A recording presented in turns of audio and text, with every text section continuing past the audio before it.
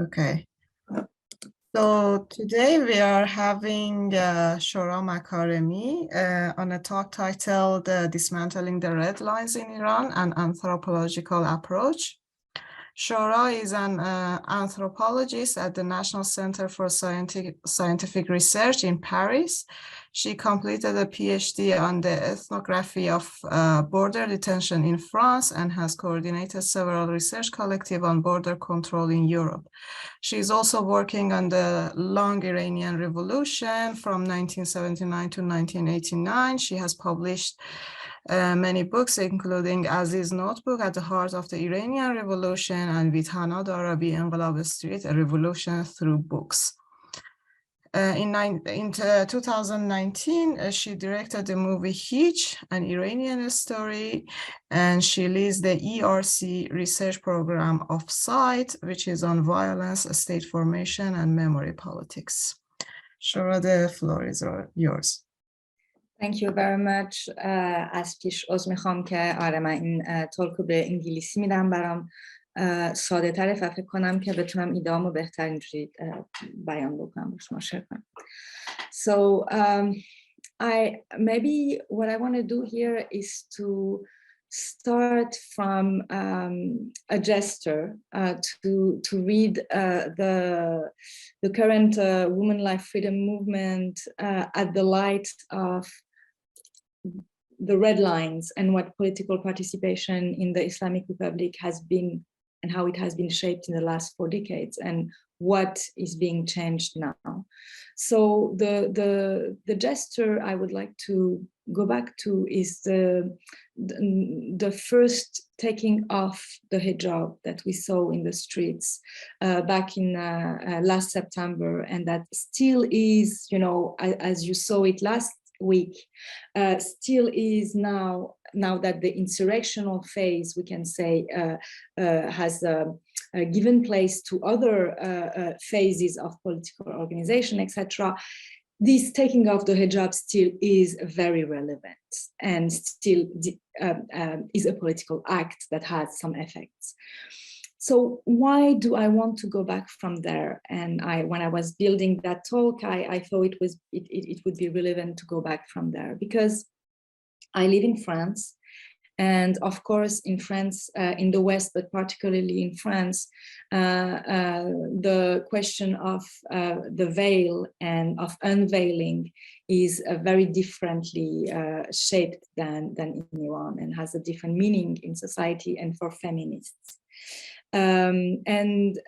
Because of that, there is a lot of unease and a lot of misunderstanding in how the feminist movements and especially the intersectional feminist movement would read, you know, what is happening in Iran and build solidarity. So I remember, this was not exactly France, but I remember being invited by the feminist strike in Switzerland. That is a huge movement that organizes, you know, the 8th of March feminist strike nationwide in Switzerland.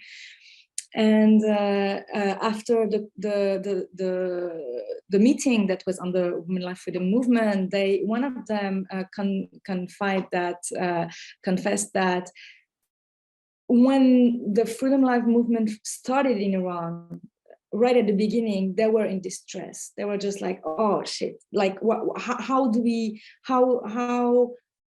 position ourselves towards this movement? And I was very shocked learning that a feminist movement can be, learning that this very strong women life movement coming from Iran can plunge Western feminists and very, a very politicized, intersectional, active, contemporary Western feminists, they can plunge them in distress. And I was like, how did we get there? How did we build that kind of, political grills in which we end up with those huge contradictions? And so this is why I would like to go back, instead of putting it aside, saying, oh, this makes the Western feminists uncomfortable, so let's talk about something else. I would like, on the contrary, to go back precisely to that very element that is so important in the women life freedom movement in Iran, that is so difficult to understand and, you know, make political sense of for the Western feminists, and precisely start from there, because I think we have, maybe as Iranian feminists living in the West, Iranian activists living in the West, we have that responsibility to do the in-between and to build stronger solidarity where it's lacking, or where it's being fragilized by the context. So I'd like to start from them and then unfold the scope and the meaning of the women life freedom movement precisely from there.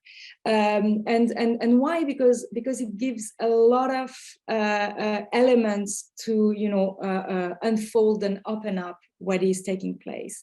And first of all, maybe let me start by that element in which, and we all know this, I'm kind of stating the obvious, but taking off the hijab was a very spontaneous act, and it was not. So let us see, what does it mean it was spontaneous and it was not. So first, it was spontaneous in the sense that there was this movement, this gesture goes back to the outrage and the emotions that were impulsed by, you know, of course, the death of Gina Amini after the torture and forced confession of Sepi Deroshno, and in a context where kind of the pressure cooker of the morality police and morality pressures and pressures on citizens were being like kind of being tied, being locked tighter and tighter in a context of general economic distress and discontent, etc.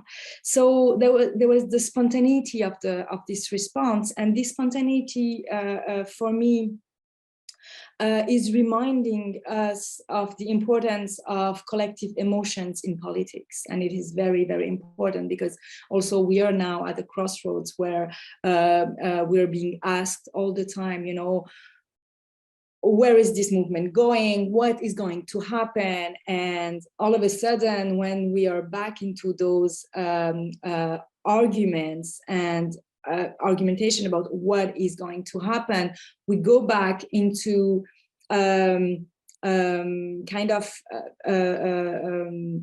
talking about, you know, rational individual choices and developments, etc. So this individual that is also forged by emotion, and the ways that emotion can circulate at the collective level and be impulses for political life is very easily forgotten again, although we know that this is kind of what is fueling a lot of historical events. So the way theory of action and theories of government should be also rooted in emotions and affects, not as psychological and personal, individual, you know, dimensions, but something that is collective and political, is something that feminist theory has emphasized a lot. And in this sense, what I would like here to emphasize around the spontaneity of the anger that nurtured the insurrectional phase of the movement last fall, what I would like to emphasize is that it's not only that the demands are rooted into that gender equality is kind of the matrix of that movement for political change. It's also that feminist theories and perspective help us understand what is happening on the ground, and how actually revolutionary movement work, how insurrections take shape and set in the long durée, take root in the longer durée. So this was the first element about the spontaneity of the unveiling, and maybe why am I being sensitive to that? It's because, so let me maybe introduce in a few words what am I doing, in my ERC, for instance, in this collective project, and that brings this attention to collective emotions and the way, individual affects and emotion can re-articulate as a collective level. So I work on a project that is trying to document the long Iranian revolution through counter archives, to be sensitive to kind of draw the micro-histories of the counter memories of the 79 revolution that took shape or existed in exile, and the exile can be internal exiles within Iran, but also, of course, exiles outside the country. And so it's a project of documentation, and it's a project that is in line very much with and very much influenced by what feminist historian, and especially feminist historian of slavery and colonialism, so Afro-feminist historians in the US, for instance, have the work they have done in order to work on political violence and write histories, counter histories of political violence from the perspective of the subaltern, the one on which political violence was exerted. And in order to achieve this, they tried to shift from the archives of power into micro archives or traces that could be meaningful and that were produced by the populations whose traces or voices were usually more erased, because of course they were subjected to those policies that were acting through invisibilization, erasures, etc. So what remains to work with, as sources, as documents, when you want to write the history, not from the point of view or from the archive of powers, but against the grain. And it's very interesting, and of course a lot of, in the case of Iran, for instance, a lot of it has to do with visual archive as well, with films and photographies. A lot of it has to do with kind of taking a distance from, because also Iranian historiography has taken shape a lot through the history of the big men or big women, but it was mostly the big men. So it was a lot of memoirs. There is this whole tradition of letters and specifically memoirs, and so it's strong, powerful subjectivities that experienced firsthand some historical events, and then they share, their views and their memories, and we build on that. So what happens if you shift a little bit the perspective and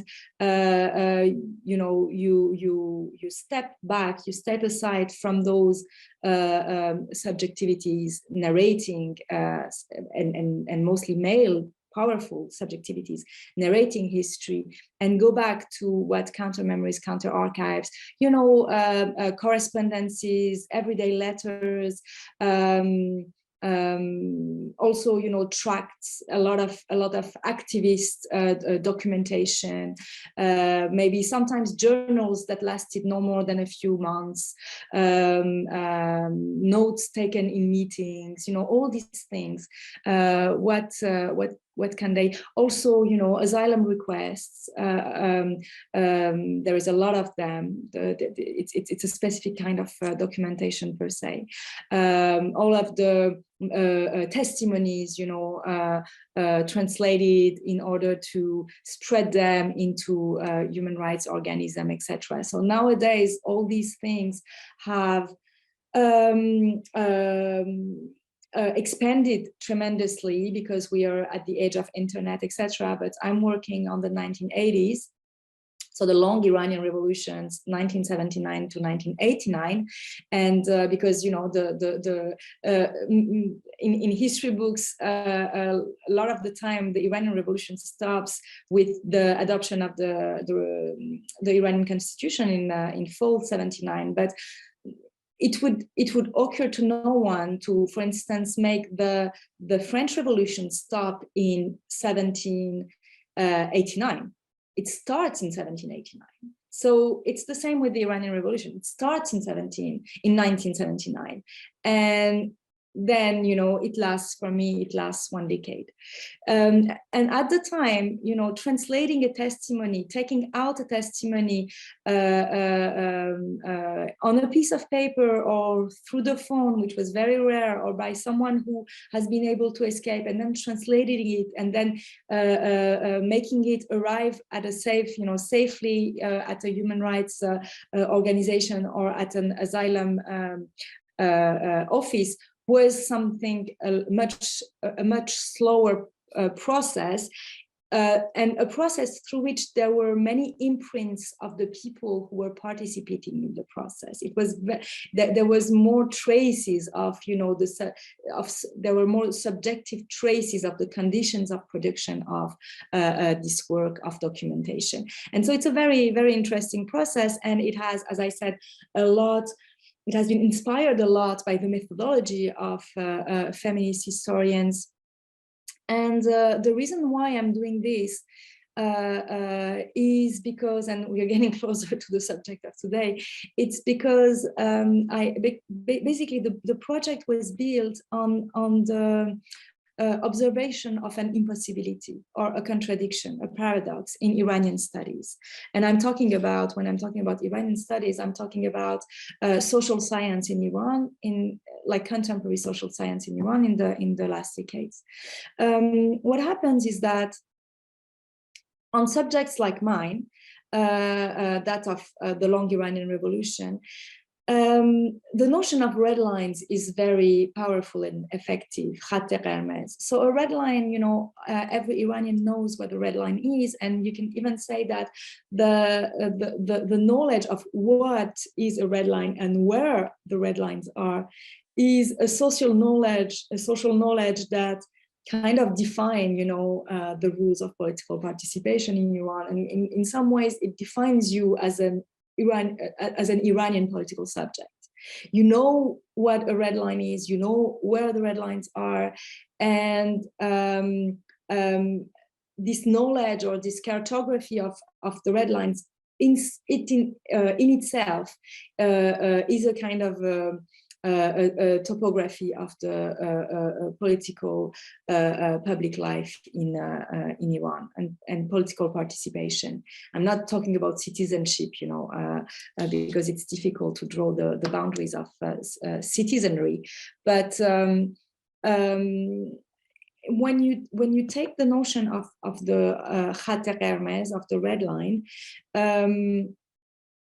you realize that in order to and I'm not, you know, learning, I mean, I know you all know this, but you know, the kind of weird thing is that it's known by everyone, but it has never been a subject of research itself. So I'm stating the obvious for the Iranians, but when I'm talking to non-Iranian audience, they're fascinated because it's all this is new. But the interesting thing is that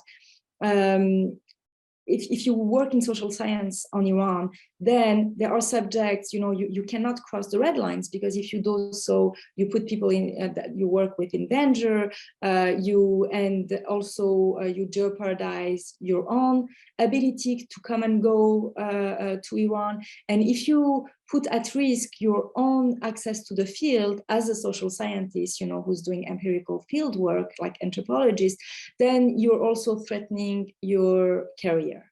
So you cannot build any career as a scientist, as a social science researcher or journalist whose kind of asset is based on the access to the field. You cannot build any career if you constantly, or if you happen to cross red lines.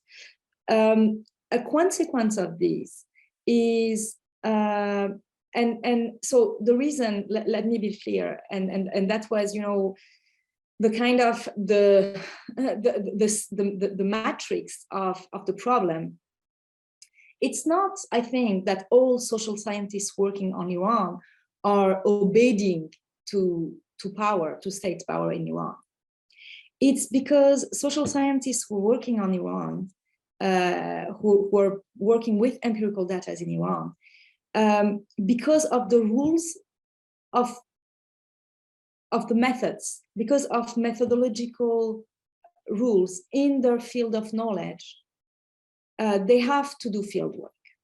And so in order to do things properly, then they have to accept the effects of the power effects of state power, of the Iranian political order within the field of knowledge. So it's the repercussions, it's the way the power knowledge nexus is being shaped or is articulated that makes social scientists very vulnerable, because of this imperative of method, this methodological imperative of empirical research on the field. It makes them very vulnerable to the effects of power through those red lines that they have to respect, because what has been achieved, and I will come back to that, what has been achieved through the organization of these topographies of red lines is how political boundaries have become national borders, and so you cannot cross the boundaries without putting yourself in danger of being not able to cross the borders again. So all these, and I've been working, in a more articulate way maybe than what I'm presenting here tonight, but in a more precise way on this power knowledge relationship. And the consequence is that at one point there are subjects that remain a blind spot in research, because obviously there are red lines, and so political violence was basically one of them. So we have a political order, the Islamic Republic, that is built on a history of violence, but this history of violence is remaining a blind spot within, sociological, anthropological research, and to an extent within the historiography, within the field of history itself. So the consequence I drew from that was, okay, can we then, emancipate ourselves from this methodological imperative of being present on the field, and so we will not have to obey to the red lines. We will not have to obey to the boundaries set by state power anymore, because de facto we are kind of emancipating ourselves from this game of power knowledge that makes us hostage, so to say, of the red lines. And this is the reason why I was trying to develop, and I still am trying to develop this empirical research through counter archives, and as I said, relying very much on feminist methodology. So this was basically an introduction to that notion or that idea of red lines. And I think this is the notion that helps us understand better. It's not the only one, but it's a crucial, it's a fundamental mechanism that helps us understand why, to which extent, the unveiling, taking off the hijab as a form of a form of political contest is not spontaneous. So I've talked about the spontaneous dimension, and now, when it comes to the non-spontaneous dimension, I think that taking off the hijab gives us the precise coordinates of a radical shift that has been taking place since September in the relationship between state and society. So it's that whole topography of the red lines that has been kind of falling apart because one of the parties refused to play the game anymore. And if we go back to taking off the hijab, so when did it all start? It's the women at the Saqqa cemetery after the funerals of Jina Mahsa Amini, who first, took off their veil on the 17th of September. So we can say that the outrage and the emotion were very important in fueling that the uprisings. But the uprisings wouldn't have existed if, Jina's parents wouldn't have disagreed to the order of, or disobeyed to the order of burying her in the middle of the night in secret. And if they hadn't called the teacher unions and the feminist unions, Kurdish in Kurdistan, in Saqqa, to help them organize the funerals the day after as a political moment. And this, so it's a whole history, micro history of at this time and place of the civil society organizing since a few months, and also since the death of the Kurdish woman who, threw herself by the window, out of the window after her rape by a revolutionary guard.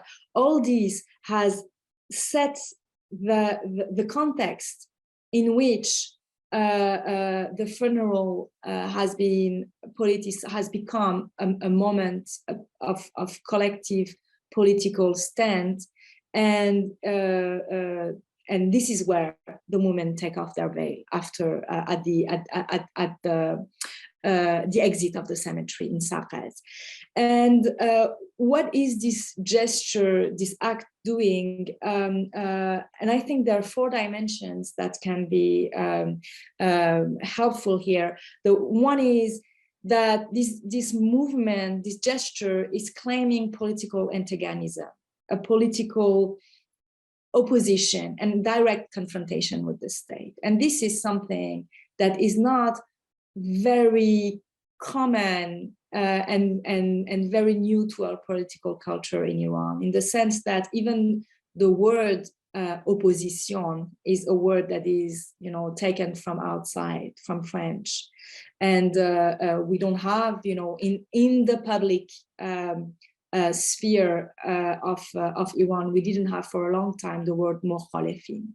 So mukhalefat as a performance of political or acceptance of political opposition, political antagonism, dissensus, is not something that has existed very much openly, and this is what the unveiling does.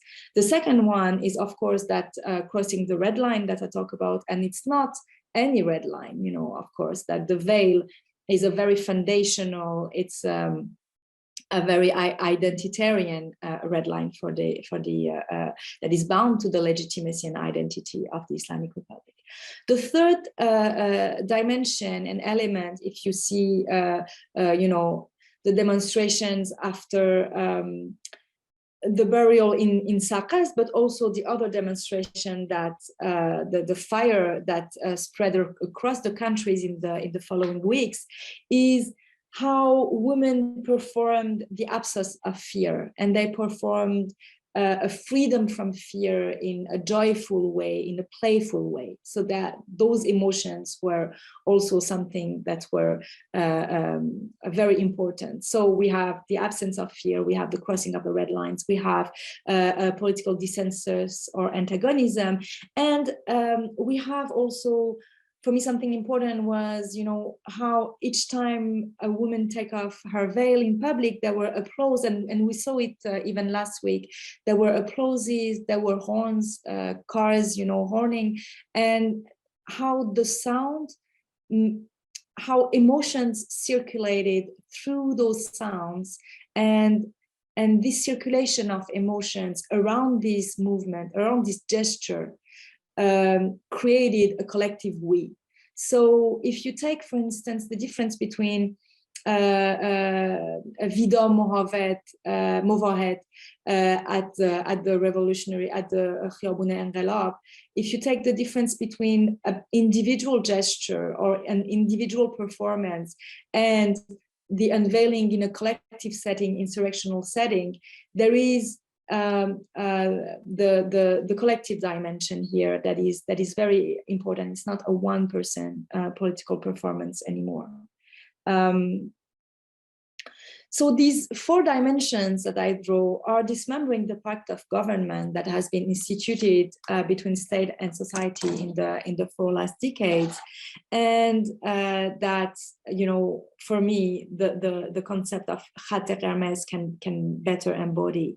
And if we go back to the kind of the archaeology of the Khat Qurmaz, we can see how the reconstitution of a civil society since the early 1990s, after the war, how since that time political life was ruled by this tacit agreement that forms of mobilization or public action, etc., could exist again. But they would remain within the frontiers or within the Khat Qurmaz, the red lines instituted by the state. And as I said, the red lines were not explicited anywhere. You know, you don't see in any law or any rule. You don't see anywhere a list of red lines, and some of them are shifting. There are the permanent red lines, hard red lines, softer red lines. You know, AIDS, for instance, can be a red line at one point and then be less of a red line at one point. Environmental issue, moitésiste, cannot be a red line and then become one after a point. So these are, you know, the shifting red lines. But then, you know, state violence in the 1980s, the hijab, etc. Those are the figure of the supreme leader himself. Those are kind of foundational hard red lines. And this topography was what delineated the inside from the outside of Iran, and it organized really the state ruling over society. And this is what I would like to emphasize now in the time remaining, is that this ruling is not only through violence and through, you know, trauma and by hitting on the population and exerting force. This pact between state and society that has been dismembered since September is organized through values, affects, and collective identity. And what the Islamic Republic has done through the violence of the 80s, the 1980s, is that, and through the war, is that it has reshaped the Iranian society through those values, affects, and a collective identity that I would like to outline very briefly. And in this and these reshaping has crafted a culture of, to some extent, consent, and some extent subversion, but also it's kind of put in place technologies of obedience that constituted the political form that we called the Islamic Republic. And what I argue is that this political form has disappeared, has been dismantled since September. So whatever happens now, it will, the relationship between state and society is evolving, and we don't know where it is evolving towards what it is evolving. But what we know is that what has existed, in the last decades is no longer in place right now. And we know also that we can read, and I mean, I do read a lot of the techniques of state power and as repression right now as attempts to recraft, to rebuild those red lines, to recraft that kind of pact with society, with the receipts, with the how can I say, with the recipes that the state knows, but those recipes are not working so far.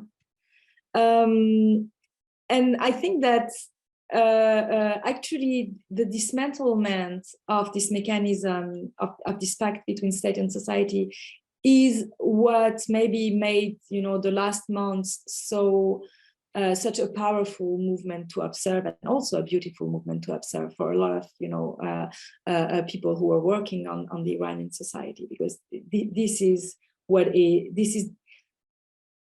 makes what happens in the last months so very special, because you know how deep it is dismantling the topography of the public space and political order. And what is maybe also what I would like to add in there is that for me, so I worked on political violence in the 1980s, in the longer Iranian revolution, and the decade of violence and collective violence through war, through repression, is both a red line, but it is the very mechanism through which those red lines were instituted. So it's a double kind of a double process, and this explains how you have red lines that have erased, their own history and their own traces. So you kind of have forgotten how we came here from the 1990s on, and the fiction of power since the 1990s has been that the Islamic Republic is Republican in the sense that there is political participation, electoral participation, so through election. So there is this kind of new, political subject that has been built or affirmed in the Islamic Republic, who is the voter, the one who's participating in the election. And Iranians have subjectified themselves, have identified themselves with, that person who votes. And this is what has the radical shift of the last elections, of last Raisi's election. But, it comes from a few years from now. But progressively around the 2020s, we moved away from that definition of political participation, the Republican Iranian as the voter, and this is another element that is very important in kind of destructurating the legitimacy on which the relationship between state and society were built. But if we go back to the long Iranian revolution that lasted this decade after the 79 revolution, we have a first phase between 79 and mid-1981 that allowed the formation of the post-revolutionary state apparatus around Khomeini's political project of the Islamic Republic. And many dimensions of this violent genesis are enlightening today to understand the forms and techniques of repression that we witnessed in the last months. And also what is interesting is the nature of these the characteristics of the political process that took shape in those few formative foundational years. So the main dimension I can go back to, and that is very enlightening for today, are the intertwining, the weaving of legal processes, paralegal processes, and extra-legal processes. And you can see it, and this is kind of the secret combination of the success of the coming into power of the party of the Islamic Republic in the early years of the 1980s. And if you see it today, so what was it? It was, so the legal was, the reshaping of like the victory over the institutions by the party of the Islamic Republic, and the writing of the laws. The paralegal was the shaping of the guardians of the revolution, the Sepah Corps, and you have and to some extent the functioning also of the revolutionary courts was paralegal. And then you have the extra-legal process that was the Hezbollah at the time. And the Hezbollah, it's a very, very interesting thing because there were very important actors to understand the dynamics of state, the dynamics of violence and resistance, and the taking shape of the state after the Islamic State after the revolution. But when I talk to colleagues and friends who grew up in Iran, they didn't know that there was a Hezbollah existing in the early years of 1979, 1980, 1981. For them, the Hezbollah was linked to the Quds force and the taking shape of that external dimension of the Sepah. But this was not the case. There was a violent force of people in the street called the Hezbollah, and they were linked to the Sepah, they were linked to the Basij, but they were their roots were unknown, and their organization was secretive. But they existed, and people recognized them in the street. And today, what do you have? You have the legal process, you have revolutionary courts condemning protesters to death. You have the paralegal, you have the Basiji attacking Sharif University, and you have the extra-legal, you have the kidnapping and the killings, extrajudicial killings. So you still have those three dimensions. Then another very important dimension in this shaping of the Islamic Republican state after the revolution is that police paramilitary force that works in parallel to the army. So of course, I'm talking about the Sepah. And don't forget that for the Sepah, the war in Kurdistan in 1979, the war of Sanandaj in as early as spring 79 was a laboratory of government. That's where the counterinsurgency practices that are still today being exerted there were put in shape. And that's where the corps kind of took shape. Then you have a massive and brainwashed youth movement that is, of course, the Basij. You have a controlled economy. You have the idea of a new political subject. So this ambition to create a new political subject after the revolution. And very important to our subject, to our conversation today, is the redefinition of political opponents and subaltern groups as internal enemies. So this idea of the internal enemy, and very much so at the light of at the occasion, at the favor of the war with Iraq, of course, the way that we didn't have any political opponents anymore, we only had enemies at one point, is a crucial, a fundamental mechanism, not only in the way political violence was being reshaped through the law, and okay, it's 5 minutes, but also the way collective identity was shaped.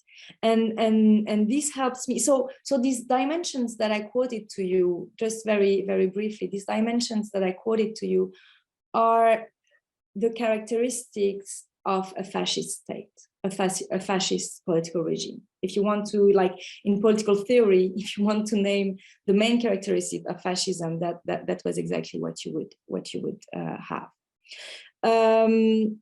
And the second phase, and I started to talk about it with the question of the enemies, the internal enemies. The second phase in the years 1981 to 1989 is how this state that has been instituted through violence solidifies its grip, its hold over society through extreme violence and collective violence, that of the war and that of political repression through mass detention. And the figures of mass detention in the 1980s have nothing to do with what we know today. So we know we had 20,000 disappeared and detainees since September, but in the 1980s, it's about, several dozens of thousands. Some researchers talk about more than 100,000 detainees. We have mass torture, of course, and mass murder in the shape of massacres in 1981, 1984, and 1988, of course. So what is, and yes, one last thing about how I name that era of, and it's not only me, but we can see, the 1980s as an era of mass violence in Iran, is because the war in itself and the ways in which Iranian leaders refused the 6 ceasefires that were proposed by Saddam as early as 1981 and continued the war because it served their purpose of solidifying the state apparatus. The war in itself can be read as a form of collective violence on society. So what is interesting is how this period has been a moment of reshaping of, as I said, affects, values, and identities. I talked about the reshaping of identities through the notion of the enemy, but also the figure of the martyrs. These are the 2 figures that really have reshaped collective identities throughout the 1980s. We can talk about affects in the ways in which mass executions of opponents, relabeled as enemies, these mass executions have brought the society in developing in socially producing a kind of indifference to executions.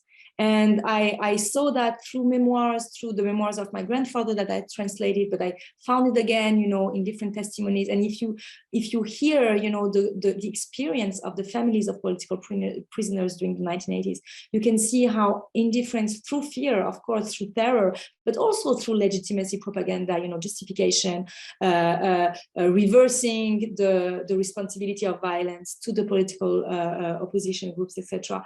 How all these has kind of produced socially indifference. And if we look at the values, and here again, I've worked on the kind of specific treatment of women political prisoners who were mothers in prison. And you can see what the authorities were trying to do is to make political prisoners responsible for the level of political violence that was of repression that was exerted on them. So there was this kind of making, political opponents co-responsible of the violent climates of repression in the country. And I think this is very important, this way of shifting the responsibility of violence onto the stubbornness of the opponents. So it's very important, this is very important because it kind of created a shifting of values where after the 1990s, you had the main value was prudence and stubbornness was being something very negative, and prudence was becoming something very positive. And you see that with the reformist era, with all those talks on non-violence, meaning, being against, political violence, and opponents as co-responsible of this violence. So if you're non-violent, you don't create a climate of political violence. And how do you not create a climate of political violence? By, retrieving yourself from stubborn demands and becoming a prudent person, a mature person. So immaturity was on the side of, pofficially, of stubbornness. And I think that what we are witnessing in the last months, if you look at that, is exactly a reversing of all these elements that are kind of, in the mechanisms of the red lines that are what hold together that apparatus. So the values are shifting, stubbornness is becoming positive. The affects are shifting. We are all in the family of Mohammad Mehdi Karimi, when he's saying to his father, "Don't tell mom," like all the Iranians come and enter the intimacy of the families instead of deserting, them. And what is now, and also, when Iranians didn't want to support their national teams at the, and I will stop here, at the World Cup, it was about this collective identity, this Iranianness that was kind of sticking to matching the Islamic Republic identity. This had been built throughout the 1980s, imposed, since the 1990s, and this is exactly what is being questioned today. And if we go back to and this is where I will leave my talk, if we go back to the politics of amnesty of political prisoners and the letter that is demanded from them, so that they say they regret what they've done and they promise not to do any political activities again. This is where there is pressure to rebuild, to deactivate stubbornness as a positive value and to bring back prudence as something that is worth, being practiced in Iran. So this is, I think, where we are. And I will leave the talk here. Thank you for your patience.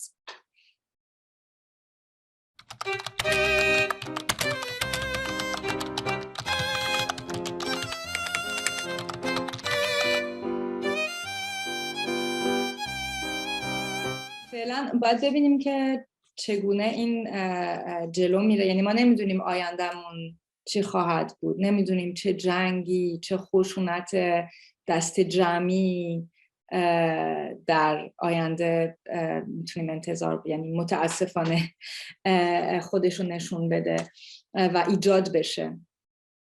ولی فعلا به نظرم میاد که 2-3 تا المان خیلی مهمی که وجود دارن، موضوع نسل، نه تنها نسل مخالفین، ولی نسل خود سرکوبگرا. اون موقع فکر کنم که وقتی که مثلا به چیزا توجه بکنی، به آرشیوهای اون موقع رو بخونی یا ویدیوها رو نگاه بکنی یا اینا، واقعا یک جمعیت گسترده جوانای کشور بودن که جانشون رو فدای این جمهوری اسلامی و روحانیت میکردن، یعنی میدادن و واقعا میخواستن، باور میکردن، ایمانشون بود، میرفتن جنگ، شهید میشدن و اینا. صدها هزار آدم رفتن جنگ و شهید شدن و تمام این ساختار جستجوی مغزی و اینا وجود داشت که من نمیدونم اگر امروز تو همین شرایط باشیم، فکر نکنم که امروز تو همین شرایط باشیم و توی شرایط خیلی متفاوتیم از این نظر و خود سرکوبگران هم پیر شدن، یعنی بعضی جوون هم داریم ولی کلن. خب رئیسی 20 سالش بود موقع وقتی که قاضی دادگاه انقلاب بود توی دهه 60، وقتی که هزاران نفر رو میکشت 25-30 سالش بود. این تمام یه دستگاه خیلی جوونی داشتیم، خیلی با پر از نمیدونم شعور و انرژی و اینا، و امروز موضوع متفاوته، موضوع فساد زیاده، داخل سپاه، موضوع سن و تکنوکراتیزه شدن تمام این جمعیت، موضوع نیروی انسانی کمه. فاطمیون هم مثلا نیروی انسانی هم از کشورهای دیگه میتونن بیارن، ولی کلا روی یک کلینتلیزم، روی یه چیز فرصت و اپورتونیتی و اینا هست. اکونومیک ریسورسز و اپورتونیتی مهمه بیشتر از ایدئولوژی، و این از توی دستگاه سرکوب خیلی فکر کنم موقعیت نسلی و موقعیت نیروی ایدئولوژیک و اینا میتونه خیلی اثر بذاره. و از یه نظر دیگه اون موقع واقعا میگم یه خشونت جمعی، خب جنگ با عراق صدها هزار نفر، میدونیم بین 250,000 تا 500,000 ایرانی کشته شد و اون طرف هم همینطور، عراقی هم همینطور. خب خیلی خیلی یعنی انقدر کشته زیاده، انقدر این رقم ها بزرگه و همه جامعه رو تحت تاثیر میذاره که کلا یک موقعی هست که این پروپاگاند و لجیتیمیشن و یه نوع لایلتی به وفاداری به شهدا، تمام این باعث میشه که هویت جمعی یه جوری دور یک سری موضوع دیگه ای چیز میشه، شکل میگیره. و برای دهه‌ها خب کسانی که ایران نبودن موقع جنگ کمتر ایرانی حساب میشدن. میگفتن شما نمیتونین بفهمین، شما که نبودین، شما که تجربه جنگو نداشتین، شما اصلا نمیتونین بفهمین یعنی چی ایرانی بودن. یعنی این تمام این تجربه که همه با هم میگن اینو نداره. فعلا الان توی یک موقعیتی هستیم که خب جنگ اکسترنال، جنگ بیرونی نیست، بیرون از مرزهای ایران اصلا جنگ کلی نیست، فقط یک جنگی بین یک دولت، یک نظام با اجتماع خودش، با جمعیت خودش. و از اون طرف، از طرف اجتماع هم خب موضوع متفاوته، برای که ارزش‌های این انقلاب هم خیلی متفاوتن. یعنی اون موضوع شهید فکر کنم که برای خود انقلابیون اون موقع، اون انقلابیون رو من میگم که انقلابو کردن ولی بر علیه پروژه جمهوری اسلامی خمینی بودن، اینا هم خیلی بودن. و اینا چیزی که مهمه اینه که نقششون تو انقلاب خیلی بود. درسته من فکر نمی‌کنم که حزب جمهوری اسلامی و خمینی انقلاب رو دزدیده باشه مثلا از چپا و مجاهدین و اینا، من فکر نمی کنم که اینجوری بوده. ولی برای که فکر کنم که واقعا یه بخش زیادی از مردم انقلاب اسلامی رو میخواستن، اسلام رو میخواستن، اسلام سیاسی رو میخواستن. ولی از یه نظر دیگه میدونیم که انقلابیون چپ و انقلابیون مجاهدین و انقلابیون دموکرات یا کسانی که خب اسلامی نبودن، یعنی برای اسلام سیاسی نبودن، تمام این بخش انقلابیون خیلی نقششون توی انقلاب زیاد بود. این درسته که ماجوریتی نبودن، ولی اینا نقششون توی پیروزی بگیم این انقلاب خیلی زیاد بود، برای که واقعا مایه دادن و ارگنایز کردن، تو خیابون بودن فقط. و اینا در واقع یه نوع تفکر سیاسی اون موقع خب به شهید به طور مثبت نگاه می‌کرد. ولی وقتی که الان ایران امروز رو می‌بینیم، جنبش زن، زندگی، آزادی رو می‌بینیم، اولین ویدئویی که از مهسا جینا میاد بیرون داره توی یک پیرن کرد سنتی و داره میرقصه و توی پیرن قرمز و داره میرقصه. یعنی اصلا دیگه نه دشمنه، نه یک بدن مثلا کرد دشمنه، نه یک شهیده، یک بدن زنه که داره زندگی میکنه. و فکر کنم که اینم باعث بشه که نوع جواب دادن اجتماع به این خشونت قدرتی یک دینامیک متفاوتی شاید ایجاد بکنه. و مثالی که میتونم بزنم اینه که خب چطور شده که با تمام خشونت و نظام واقعا ارتشی که چیز شده، دولت نشون داده در کردستان و بلوچستان، و با اینکه این دوتا این دو جا در واقع دسترسی به اسلحه خیلی زیاده، برای که مرز هن، برای که گروه‌های تشکیل شده هستن و اینا، ولی برای توی این دو جا اصلا اپوزیسیون مخالفین مسلح نشدن و هیچ جواب مسلحانه به این خشونت دولتی نشد و این یه دیسیپلین خیلی مهمی، خیلی زیادی میخواد از خود مخالفین که نرن به این سمت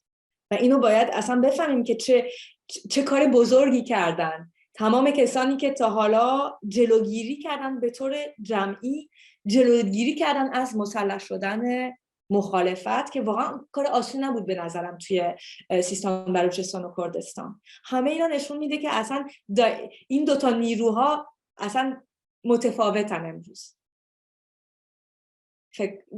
ولی خب جوابای دیگه هم داره، رسانه ها، نقش رسانه ها، خیلی چیزای دیگه میشه گفت.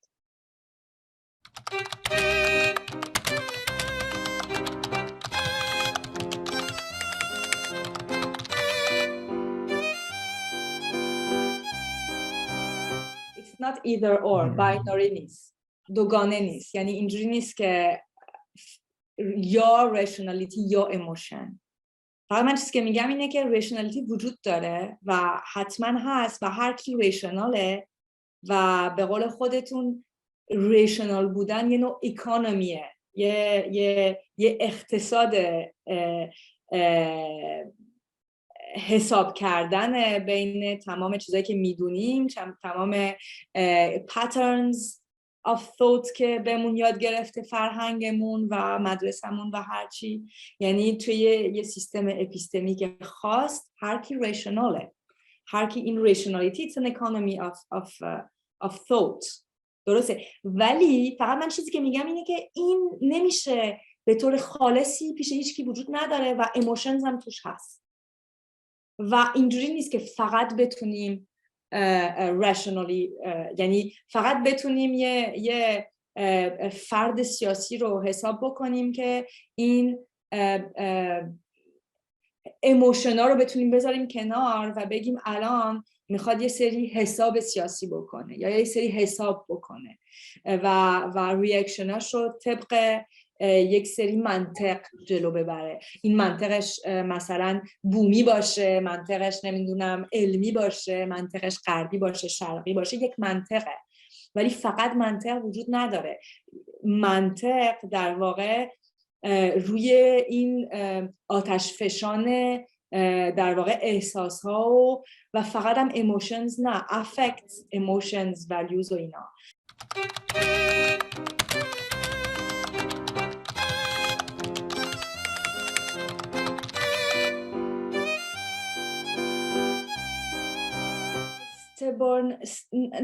being stubborn آدم یعنی پافشاری هم میتونه بیشتر ولیوه ولی میتونه یه نوع افکت هم باشه، احساسات هم باشه. آدم مثلا یه نوع ولی بیشتر یعنی من میتونم شخصا خیلی آدمی باشم که پافشاری میکنم، ولی اینی که به طور جمعی بگیم پافشاری یک در واقع ریاکشن، یک چیز اکشن مثبتیه، این دیگه میشه یک ارزش، میکنیمش ارزش.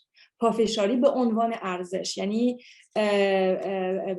پافشاری individual behavior، یه بیهیویره، ولی این میتونه یه ارزش باشه، یه ارزش مثبت باشه یا در واقع یک ارزش منفی باشه که به قول خودتون وقتی که منفیش میکنیم اون موقع است که میبریمش به سمت ایموشنز.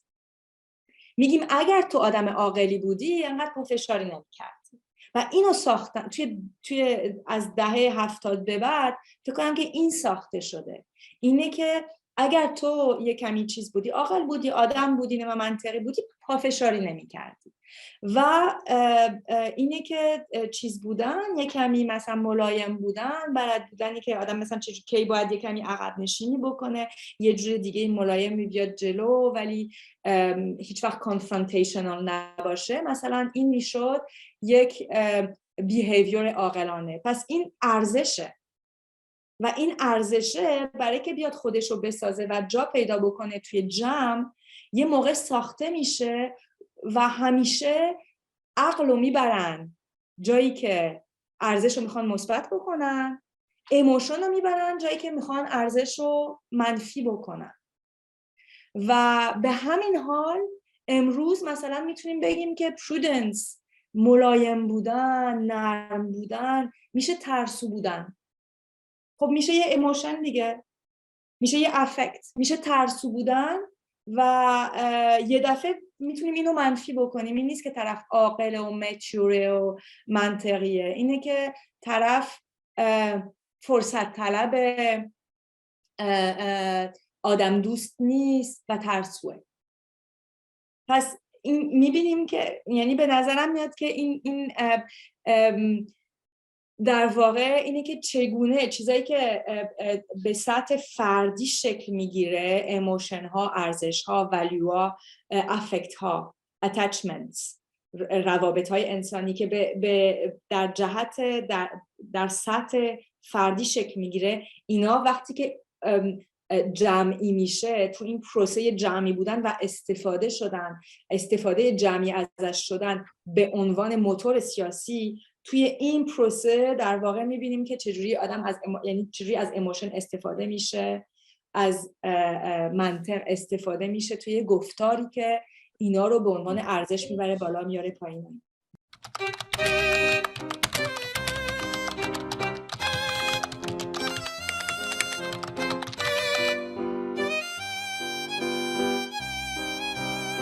کلا این خط قرمز به نظرم میاد خب توی جامعه‌های مثلا غربی هم یه نوعی وجود داره، ولی خب خیلی کمتر.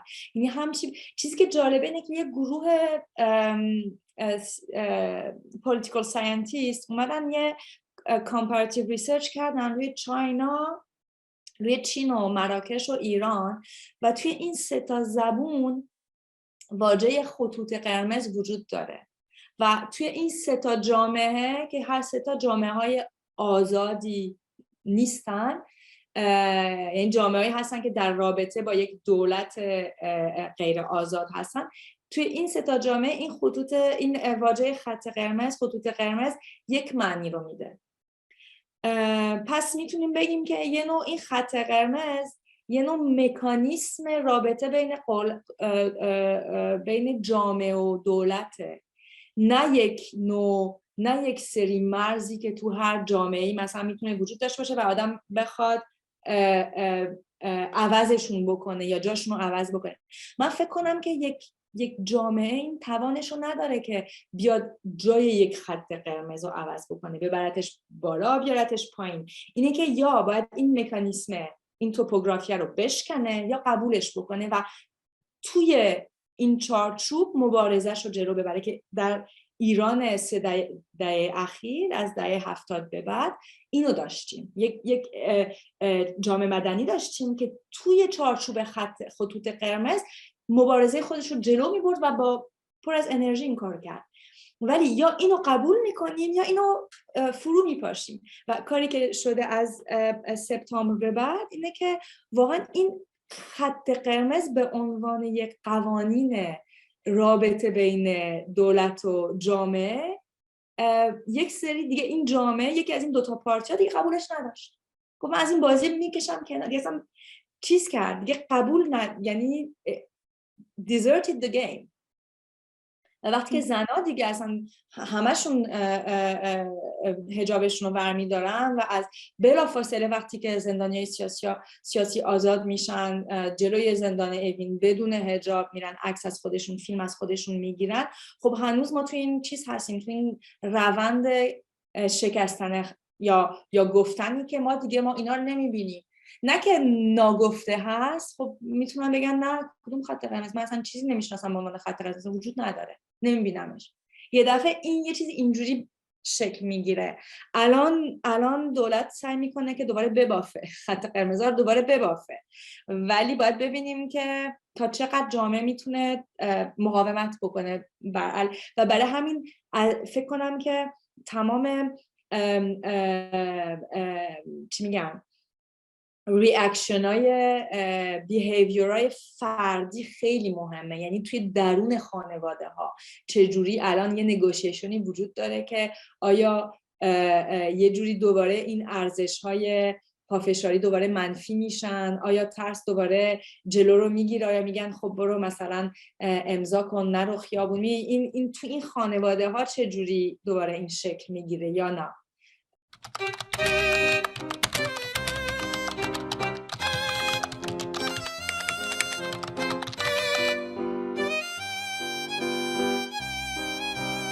سوال مفصلی، سعی میکنم کوتاه جواب بدم و شاید شروع بکنم با آخرین سوالتون. توی دنیای امروز که در واقع این خب دنیای مجازی که وجود داره و اینترنت و اینا، چیزی که مهمه اینه که به نظر من میومد چیزی که مهم بود اینه که میتونیم ما دسترسی به یه سری امپیریکال داتا داشته باشیم بدونیم که حضور داشته باشیم توی میدون کار، درسته؟ و این توی حوزه‌های خبرنگاری و توی حوزه‌های حقوقی مثل اینترنشنال پنال کورت لاهه، اینا استفاده میکنن از این امکانات ریموت فیلد اینوستیگیشن با ابزار اینترنتی دیگه. ولی فقط توی سوشال ساینس به نظر من میشه این کار رو کرد و حیفه که نشده. ولی فقط باید بدونیم که این المنت هایی که ما ازشون داریم استفاده میکنیم، داتایی که داریم ازش استفاده میکنیم، we are not controlling its conditions of production. درسته؟ And this is why we have to one way of circumventing.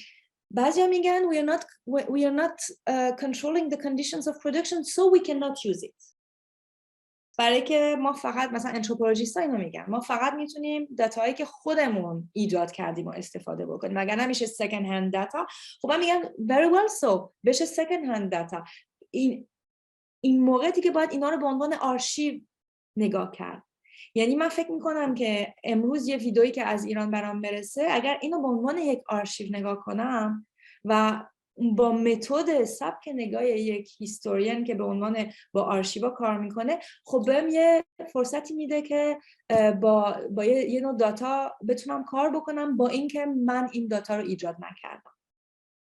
و این موضوع مهمه که چگونه برای داتای امروزم اینا رو به عنوان آرشیو نگاه بکنیم. یعنی the first thing that you have to do is to objectify the conditions of production of those data. چجوری ایجاد شدن؟ بیاسای ممکنشون چیه؟ چیا رو کوور نمی کنن؟ اونایی که اینو ایجاد کردن چه منافعی داشتن؟ چه بیاسایی داشتن؟ اینا برای پریودی که من روش کار میکنم، چیزی که برام خیلی مهم بود، خب اولا یه سری آرشیوایی هست که توی دوکیومنتیشن سنترهای مختلفی وجود داره. مثلا وقتی که میرین دوکیومنتیشن سنتر آرشیو برلین رو نگاه میکنین، خب یک سری دوکیومنت وجود داره اونجا، یک سری روزنامه، مثلا روزنامه های زیادی هست و روزنامه خیلی شناخته شده، ولی یک سری روزنامه های دیگه هم هست که خیلی کمتر شناخته شدن و از گروه های کوچیکتری هستن و خیلی خیلی با ارزشن به نظر من.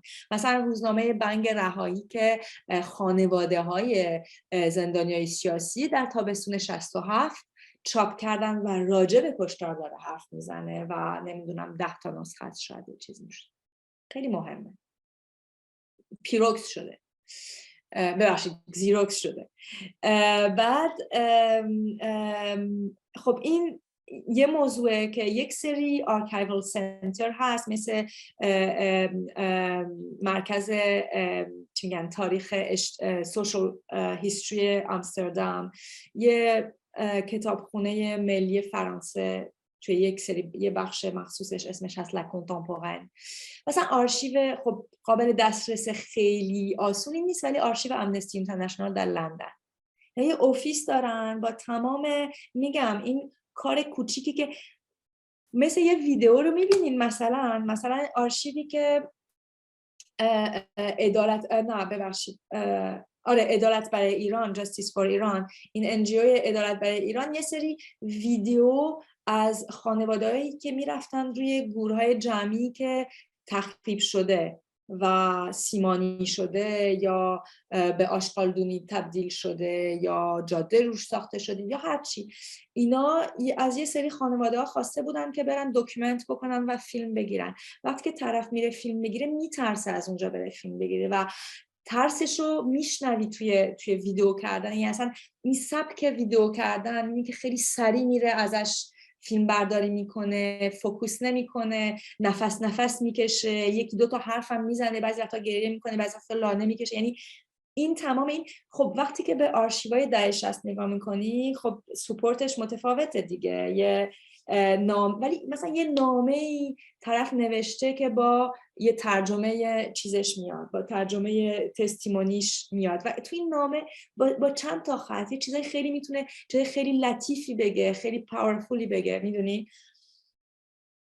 یه مثلا یه آرشیوی هست که خب به هر حال خب این یه موضوع، جاهایی که وجود داره این آرشیوا هست پراکنده و باید دونه دونه این آرشیوهای پراکنده رو میشه توی مرکزهای آرشیو که هستن بریم پیدا بکنیم. و ما کاری که میکنیم تو پروژمون اینه که اینا رو در واقع چیز میکنیم، یه نوع فهرست میکنیم، آدرسش رو میدیم و میگیم چی کجا هست.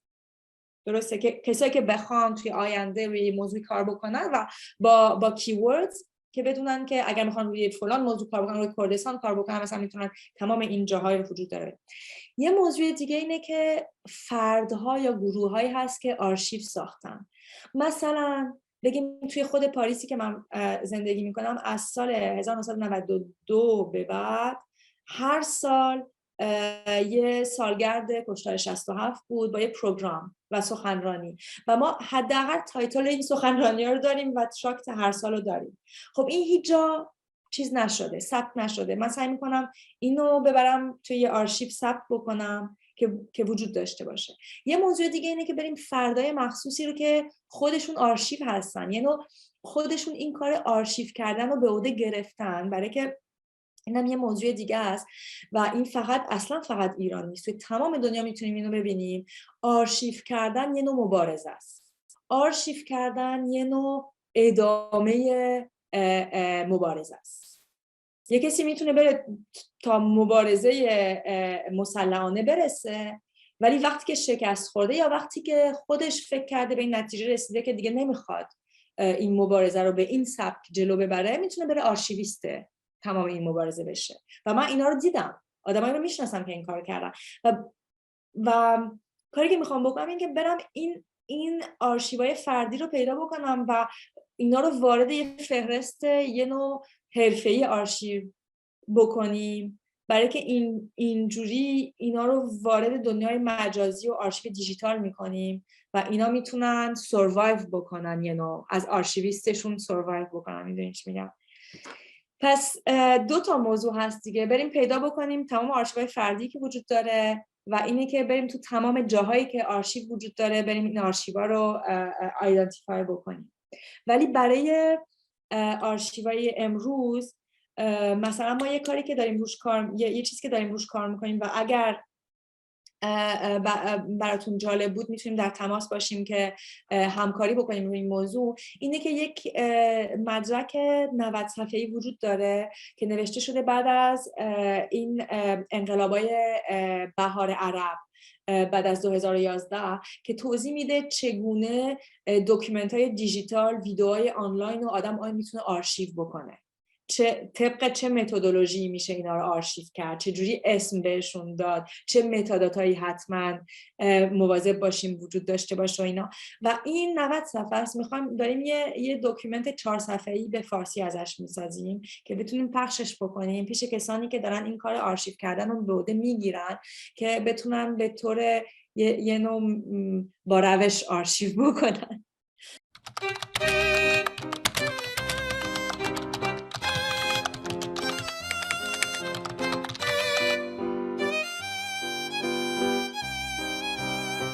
سوال جالب و عمیقی که کمی سخته بهش اینجوری جواب دادم، ولی حتما باید بهش یعنی در واقع الان در حال نوشتن هستم و این موضوع رسانه رو اصلا باز نکردم برای که کمی گسترده است، ولی همه ما از طریق رسانه ها دسترسی به تمام این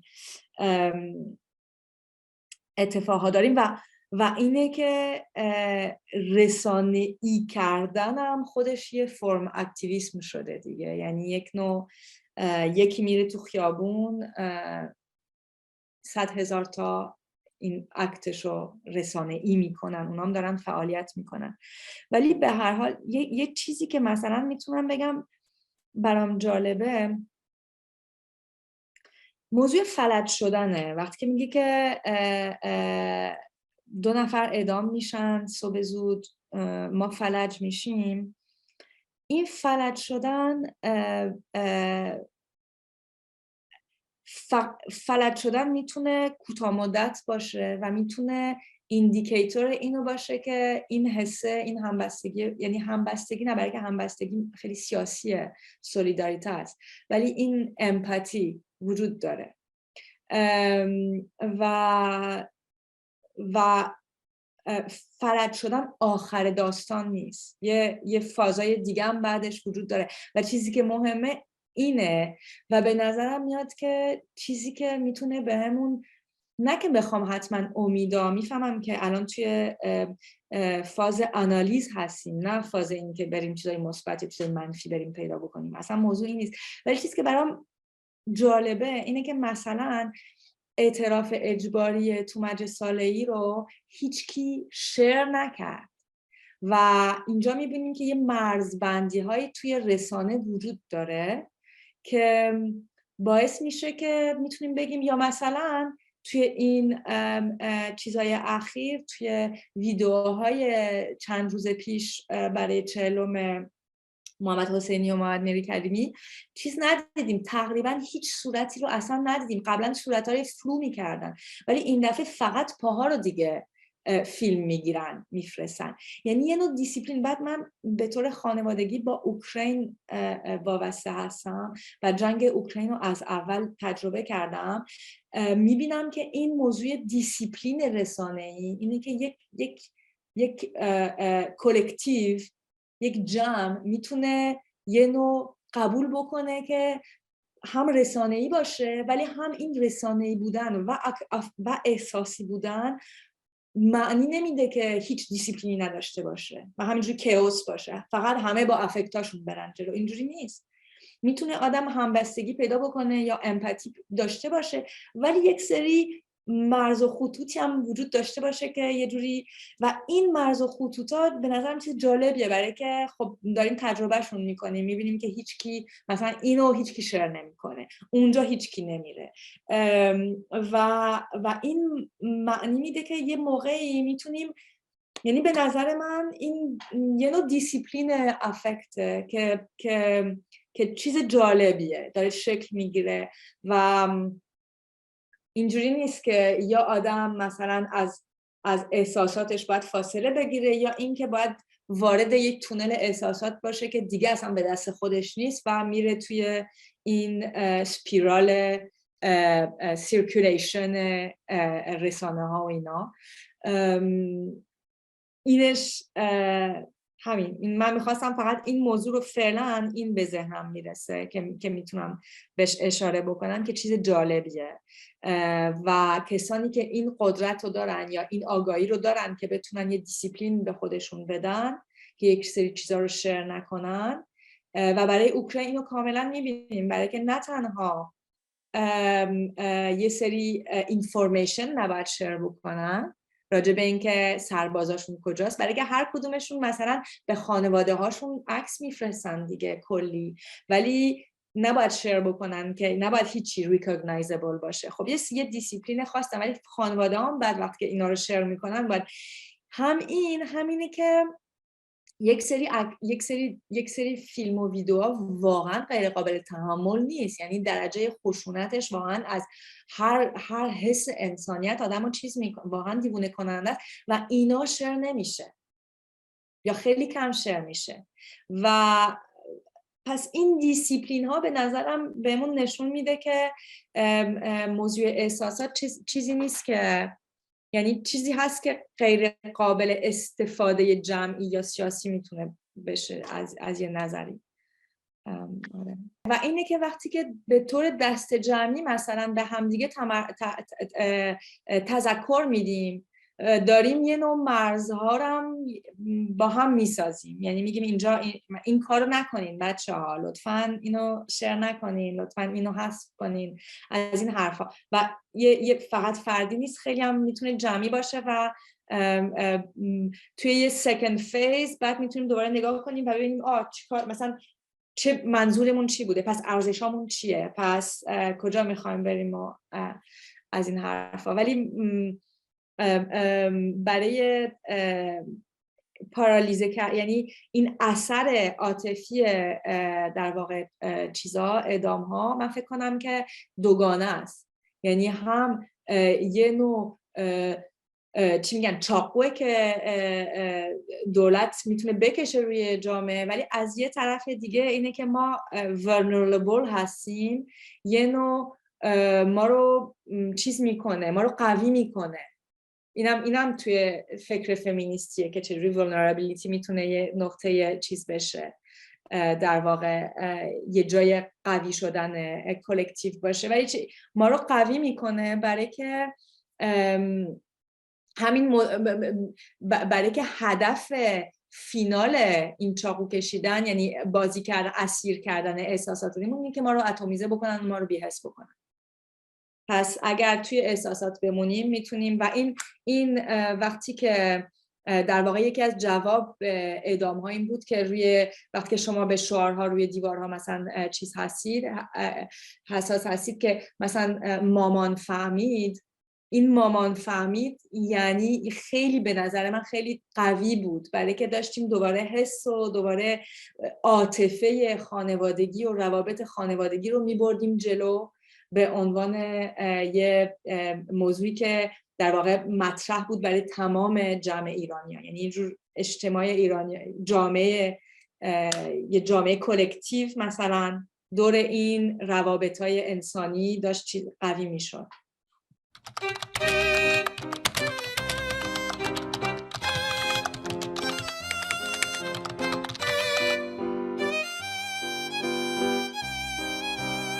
آره، مثلا از یه طرف دیگه هم وقتی که ببینیم مثلا خود موضوع حجاب چه ریختی داشت توی دهه 60 و توی دهه 70 به کجا رسید. خب حتما این یعنی یه رفتن زنا به یه خط قرمز، انقدر حمله قطر حمله کردن که دیگه کردن. یعنی این مبارزه وجود داره، ولی اینه که خود حجاب یه خط قرمز بشه، اینو نتونستن دیسمنتل، اینو نتونستن تکون بدن. اینه که فردا حکومت تصمیم میگیره که محیط زیست یه دفعه یه خط قرمز بشه و کسانی که میرن برای وایلد لایف فاندیشن مثلا کار میکنن یه دفعه بشن دشمن. اینو کسی یعنی خود جامعه مدنی که نمیتونه بره بگه خب نه را تخفیف بدین، این محیط زیست رو نکنین دیگه، رد لاین مثلا، رد لاین رو ببر. ولی درسته که مثلا یه جوابی میتونه وجود داشته باشه که مثلا خیلی کالچورال پروداکشن زیادی باشه روی موضوع محیط زیست و مثلا مطرح باشه توی جامعه ایران و همینجوری مثلا مردم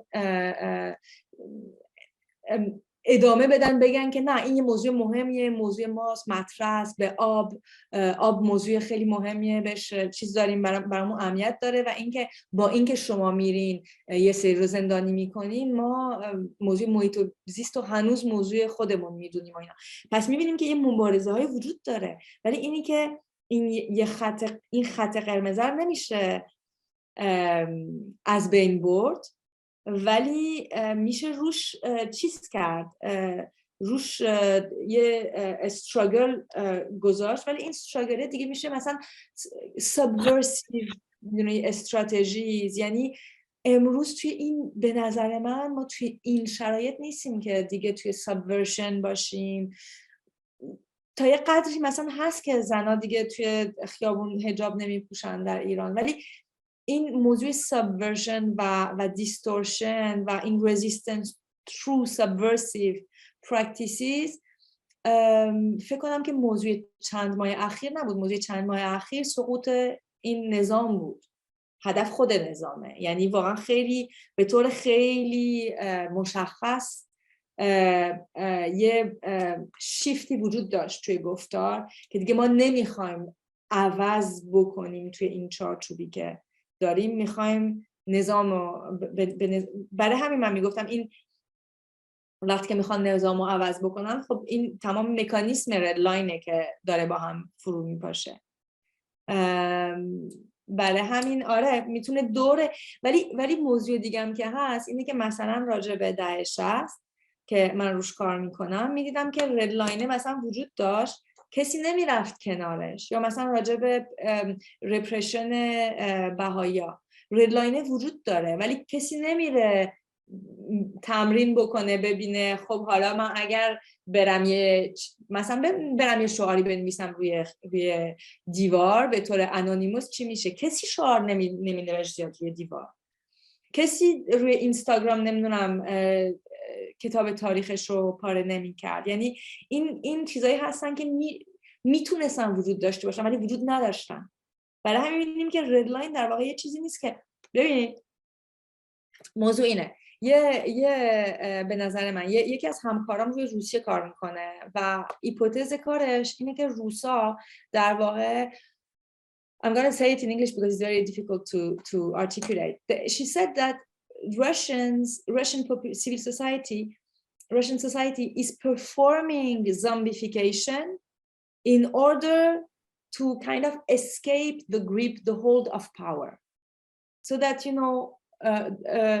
they don't have any problems, but they are performing, they're doing as if they're being zombified, as if they were believing all the propaganda. Of course they're not believing it, but they're performing zombification.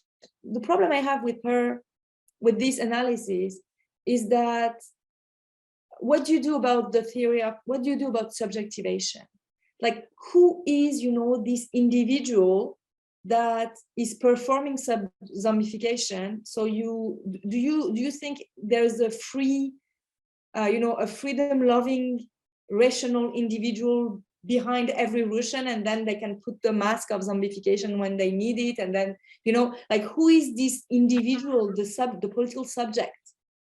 I think that those propagandas and those regimes of power have effects on us as political subjects. They shape us. So to go back to your question, if you're talking about a red line, if I am the one who just plays with the red lines, it means that there is a political subject that is totally free from these effects of power. And I live in abstract kind of democratic liberal space, and I am playing with the frontiers or the boundaries when I see them, but they don't have any effect on me. And I think it's not possible. I think this is a utopia, because if I live in this society, then my political subjectivity will be shaped as well, specifically with the red lines, because red lines have never been theorized. They are not explicit. They're totally internalized.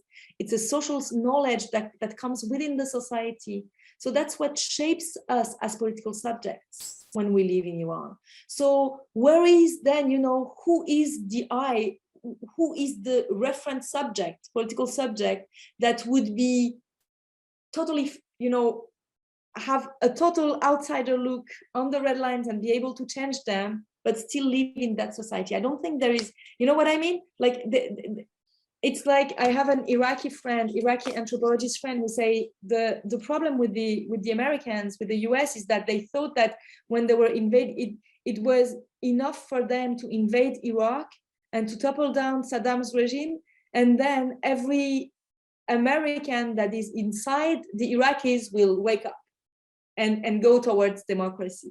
So this is a very funny way of stating it, but it's as if we don't have liberal subjects within us that are waiting for the occasion to come and play. We are the political subject that is crafted by those contexts and situations and red lines, if there are some. So this is why we cannot totally play with them, I think. that's where I would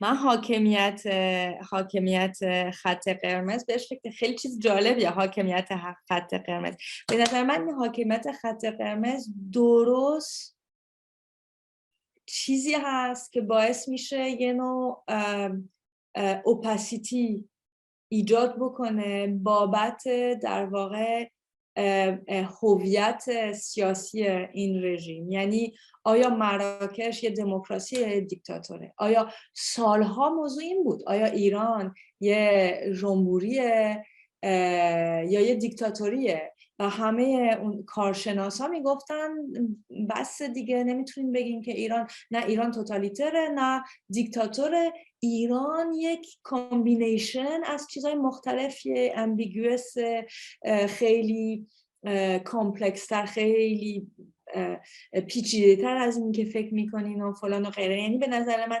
حاکمیت خط قرمز دقیقاً جایی وارد بازی میشه که آدم دور از این کاتگوری، یعنی it made them unreadable.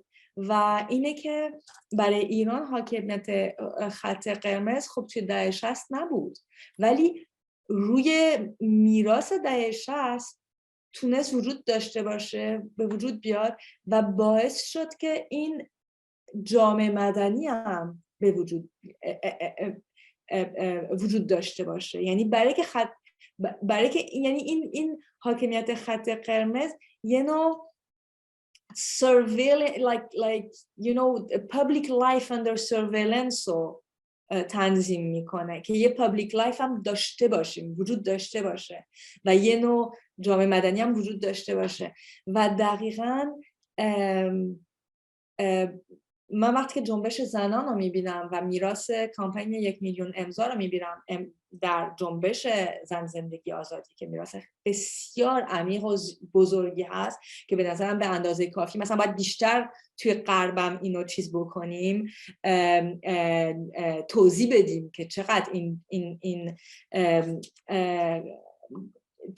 فعالیت اجتماعی زنان و فعالان زنان که قوی ترین جنبش این جامعه مدنی ایرانی بودن توی توی حداقل 15 سال اخیر، اینا چیز دیگه تاریخ این جنبش رو میسازن. و وقتی که میراث کمپین 1 میلیون امضا رو میبینی که در واقع امروز همون خط قرمزایی که این کمپین درش یه نوع تو این پارادوکسا دست و پاش بسته شده بود، این شکسته شده. ولی چیزی که باعث شده که این خط قرمزا شکسته بشه و یه جور تمام کانترادیکشنایی که جنبش زنان توش یه نوع چیز شده بودن یه موقع رها بشن از این کانترادیکشن‌ها تا یه قدری، این شکستن فقط عملیات و فعالیت جنبش زنان اینو امکان پذیر کرد. یعنی it's like this social mobilization within the red lines was kind of hostage of the contradictions brought about by the حکومت red lines, by the government through red lines, but it is this social activity, social mobilization that nurtured, that created the conditions of possibility of, you know, the revolutionary movement that we have now.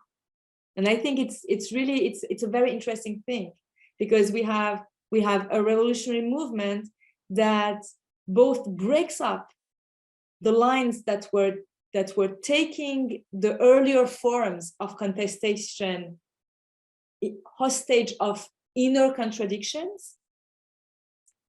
It both breaks that, but it's also a legacy of them. You know, so there is a very interesting relationship between present and past of social mobilization, past contradictions, and present legacy that enables us to see also how to get out of the rule of the red lines. towards a rule of law. But I didn't answer your questions because actually the question of rule of law for me is quite complex in the sense that I've worked on border detention, and I've documented through my PhD how in the West, actually in countries that are governed by rule of law, you have pockets of you have violence through the law also.